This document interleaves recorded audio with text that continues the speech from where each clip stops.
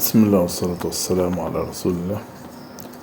النهاردة بإذن الله معانا لقاء جديد وفيديو جديد مع لاب لينوفو G570. الجهاز اللي معانا بيعمل صوت، والصوت ده ناتج في فترة تحميل اللاب لغاية ما يدخل الويندوز، إما بيكون من الكيبورد أو من البروسيسور سواء بيسخن، أو بيكون الويندوز اللي عليه أو فلات الشاشة. نتيجة السخونة الزايدة اللي موجودة ممكن يظهر لنا العيب ده، وساعتها الجهاز ما بيقدرش يسيطر أو يدي ألارم إن فيه خطأ أو فيه تحذير. هنتعرف ازاي المشكلة دي ازاي تتحل. هنحاول مع بعض النهاردة نشوف المشكلة جاية منين ونحاول نتعرف على المشكلة. تابعوا معانا الفيديو عشان تشوف المشكلة أساسها ايه والحل بتاعها يكون ايه ان شاء الله. انا هنا بتحسس مكونات البروسيسور وبربط المسامير اللي موجودة على المعالج على اساس لو مشكلة منها او ان المعالج بيسخن سنة زيادة فتتم عملية التبريد. تاني خطوة انا بغير نوع الهارد، سواء الهارد ده نوع مثلا انا هشك ان فيه مشكلة او الكلام ده، فبجيب SSD عشان اقدر اعرف المشكلة جاية منين. يبقى انا رجعت اول حاجة الفانة بتاع الجهاز. طبعا البعض يقول لك العيب في الكيبورد، هقول لك لا مش بالضرورة، لان انا كنت شغال في لاب ومجرد ما غيرت له الفلاتة صفارة ظهرت او الصوت الالارم ظهر. ده نتيجة ان الشاشة فيها مشكلة مش متوافقة مع الجهاز، فبدي الالارم على المشكلة دي او الحاجة اللي هي ركبت، وبالتالي بتعرفك ان انت لازم تغيرها. انا هنا بجرب حاجات كتير ومن ضمنها الهارد SSD. بعد كده هنشوف الكيبورد لو هي المشكلة منها، وطبعا راجعنا التبريد من شوية بتاع الجهاز وتأكدنا ان الفانة مربوطة وشغالة ان شاء الله. طبعا هارد SSD في ميزة ان هو بيخف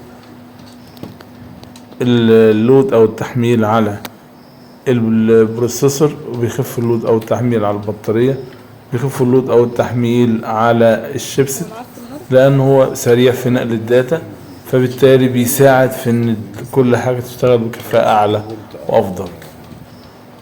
سخونة زيادة او اي حاجة في الجهاز يبتدي يظهر.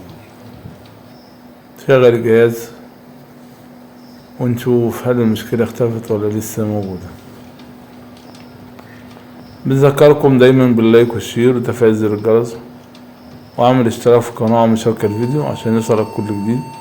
طبعا زي ما شايفين المشكلة لسه مختفتش، فهيبقى قدامنا اخر حاجة هنفكر فيها الا وهي الكيبورد او لوحة المفاتيح. طب ليه انا بدأتش بلوحة المفاتيح في الاول؟ لان احتمال اللوحة ممكن ما يكونش هو الاكيد، فانا براجع معظم الحاجات اللي ممكن او الاعطال او الاشياء اللي ممكن توصلني لنفس المشكلة، سواء كانت معالج او فانة معالج او هارد او رامة، اي حاجة من هذا القبيل، لغاية ما اوصل ان كل الاشياء دي تمام. ارجع بعد كده اشك في اللوحة بتاعتي، ممكن يكون فيها زراير او زرار او اكتر من زرار بايظ عليها. الجهاز بيطلع الصوت ده بيعرفك ان في مشكلة او في خطأ موجود في الجهاز، فبيحذرك عشان تستفيد اقصى استفادة من الجهاز وهو في افضل حالاته، سواء كان الهارد اللي عليه تالف او الكيبورد فيه مشكلة او البروسيسور بيسخن بزيادة او هو البروسيسور نفسه فيه مشكلة. فانا بكون محتاج اراجع الحاجات دي كلها. بنتظر لما الجهاز يحمل. طبعا الصوت هيروح اللي هو الخاص بزمارة الفويس او صفارة ان في خطأ. بعد ما بيفتح الجهاز معايا بعمل عملية تيست عشان اتعرف، لو لقيت الكيبورد شغالة تماما اعرف ساعتها ان المشكلة بعيدة عن الكيبورد، وبالتالي انا ممكن اشوف المشكلة اللي بعدها. لكن لو لقيت ان الكيبورد فيها زرار كتير بايظة او هي في زرار معلق، فاعرف ساعتها ان الكيبورد هي اللي فيها مشكلة نتيجة وقعت عليها مية او اتدلق عليها عصير او كب عليها حاجة فأثرت على المكون نفسه اللي هو الخطوط الموصلة للزراير، أو لما بتدوس على الزرار كده بيوصل خطوط معينة، الجهاز بيقراها ويفسرها إن دي إشارة البي أو السي أو الآر. تمام. الجهاز هنج معايا طبعا نتيجة إن احنا شغالين في مكان فيه نسبة حرارة عالية جدا، فبتكون الأفضلية إن أنا بعمل عملية تبريد زي ما احنا شايفين. أول ما فكيت الجهاز وعرضته للمروحة لقيت إن الجهاز فتح معايا بسرعة جدا. فكده احتمالين، يا إما الهارد يكون فيه مشكلة فعشان كده بيعمل عملية لاج أو تحميل متأخر، أو إن الجهاز فعلا فيه سخونة وبالتالي الموضوع اللاج أو التحميل مفيهوش منه مشكلة، والمشكلة هتكون في سخونة الجهاز أو التبريد بتاعه.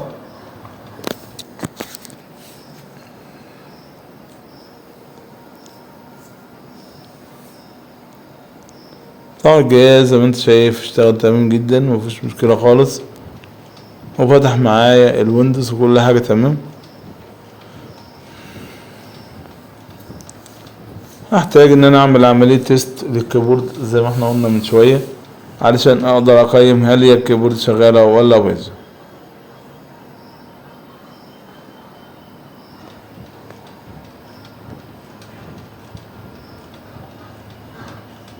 بوصل الفلاشة بتاعتي على اللابتوب وادخل على المكان المحطوطة فيه الملف التست او كيبورد تيست، برنامج موجود على النت. ان شاء الله ننزله في المرفقات عشان نستفاد منه. بنذكركم مرة تانية باللايك والشير وتفعيل زر الجرس وعمل مشاركة الفيديو وعمل اشتراك في القناة ليصلك كل جديد وتستفيد معلومة ولو بسيطة جدا تفيدك في حياتك او في وقتك او في حضرك لو انت اهتميت وحطيت الموضوع بنسبة تركيز اعلى. احنا شايفين الكيبورد قالت معايا تمام مش مشكلة، فاتحة الوسيبات اللي على الجنب التاني يو اس بي 2 مش 3، فعشان كده مرضاش يقرا الفلاشات اليو اس بي 3 وقرا الفلاشة الناحية دي.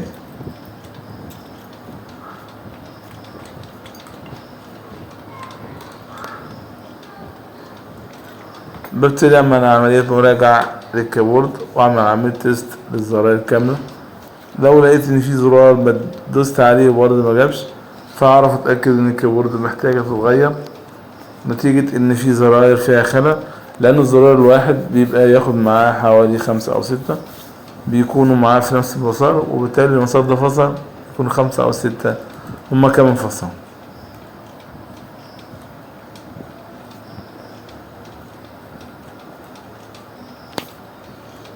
زي ما احنا شايفين في بعض الزراير ما بتكتبش معايا، مع ان انا عمال اضغط واجرب تاني لعل تكون هي معلقة ولا حاجة فيها تراب او فيها نسبة خمول او ان هي ما بتكتبش نتيجة ان هي فيها مشكلة. طبعا الزراير اللي ما بتكتبش دي معناه ان الكيبورد في جزء منها مش شغال.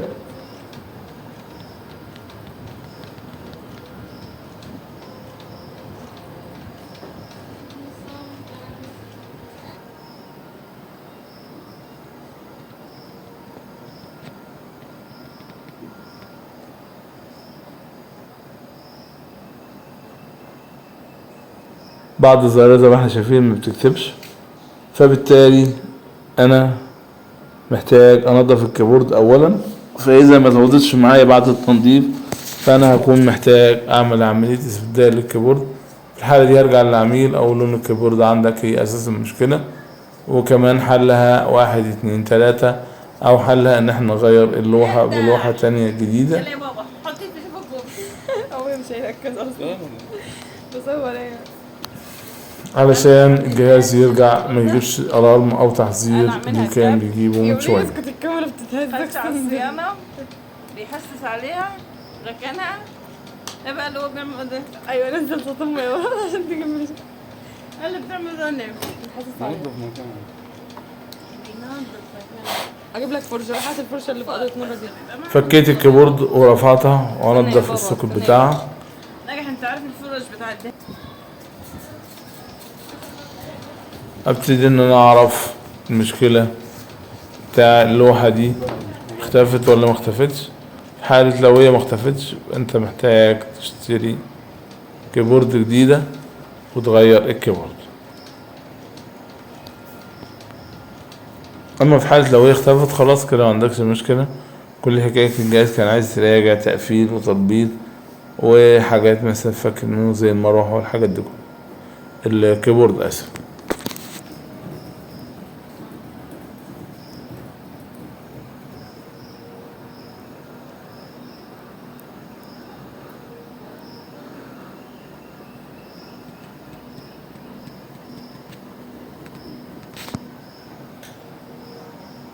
قبلت الكيبورد وابتدي ان انا اعمل عملية تيست للوحة بتاعتي او الكيبورد من جديد. ابتدي اشوف موضوع الالارم اللي يجي في الاول، اذا لقيته اعرف اتأكد ان الكيبورد مفيش تحسن فيها وان انت محتاج تشتري واحدة تانية غيرها.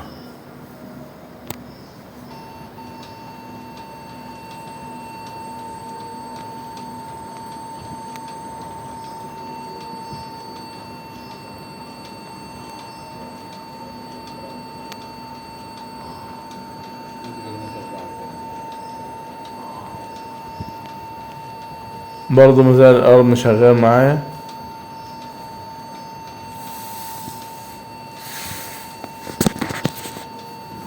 لكن انا هعمل عملية اختبار للكيبورد من داخل الويندوز. بستنى شوية طبعا عشان الهارد معايا النسخة اللي عليه محتاجة تتغير، ممكن يكون يربط على اكتر من جهاز وبالتالي محتاجة تتغير. زي ما انتم شايفين فتح البرنامج برضه بتاع الكيبورد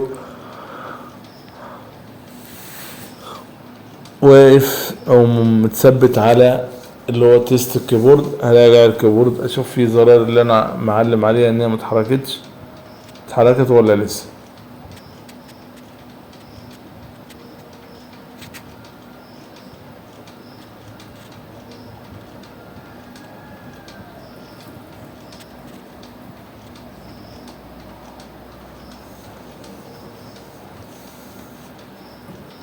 برضو نفس المشكلة ونفس الزراير مفيش تغيير.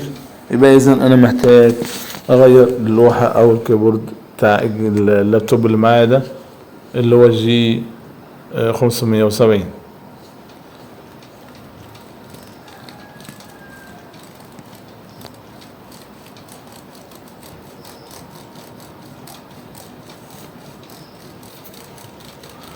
بحاول اضغط في بعض الزراير زادت او ابتدت ان هي تستجيب وتشتغل، لكن المعظم هي او العدد الاكبر فيها هم مش شغالين يا بابا.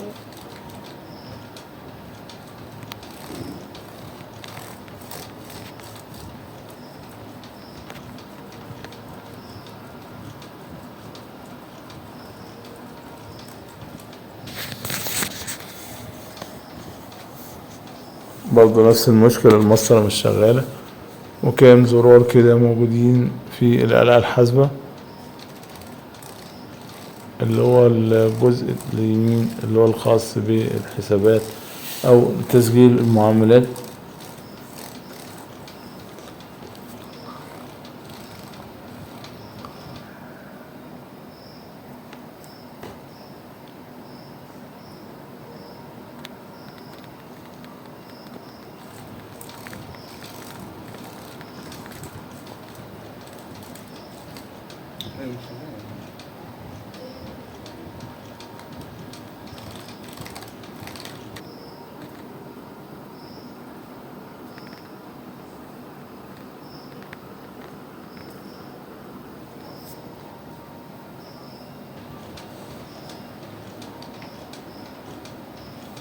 انا كده هقفل اللاب واشوف العميل هيغير اللوحة ولا لا.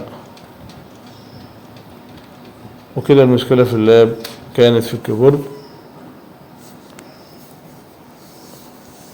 والخلل كان في اللوحة او في الكيبورد. انا بكون استمتعت بالفيديو بتاع اليوم ويكون الفيديو اضاف له معلومة بسيطة. ودايما نذكركم باللايك والشير وتفعيل زر الجرس وعمل مشاركة الفيديو وعمل اشتراك في القناة ليصلك كل جديد. وما تنسناش وان شاء الله الفيديوهات الجاية تكون افضل واحسن، ونحاول نطور الأداء في الشغل بتاعنا. وإلى اللقاء، والسلام عليكم ورحمة الله وبركاته.